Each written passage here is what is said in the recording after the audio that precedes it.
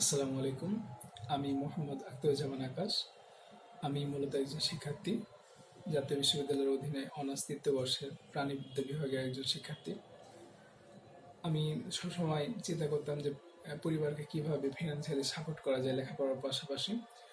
তাই বন্ধুদের সবসময় বলতাম যে আসলে কি করা যায়। সবাই ফ্রিল্যান্সিং এর কথা বললেও আসলে অনেকেই পিতামাতা এটাকে সাপোর্ট করে না সেভাবে। তো আমি সেই জন্য পিতামাতাকে বলার প্রথমত সাহস বোধ করিনি। পরে একদিন আম্মাকে বললাম যে আমি ফ্রিল্যান্সিং এর সাথে যুক্ত হতে চাই।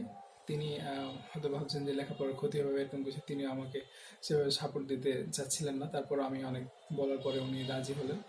আসলে তারপর থেকে আমি মনে মনে ভেবে আসছি যে আমি কিছু একটা করতে পারলে অবশ্যই তিনারা খুশি হবে।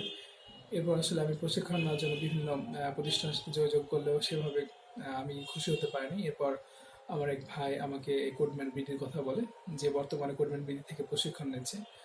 উনি বলেন যে কোডম্যান বিডিতে যে ভাইগুলো প্রশিক্ষণ দেয়, বিশেষ করে আসিফ ভাই, এবি রবিন ভাইয়ের কথা বলে যে ইনারা খুব ভালোভাবে আমাকে সাপোর্ট করবে, এবং আমি যেটা মনে মনে স্বপ্ন লালন করছি অর্থাৎ ফ্রিল্যান্সিংয়ের যে বিষয়টা, ওনারা আমাকে সর্বাত্মক সহযোগিতা করবে এই বিষয়ে।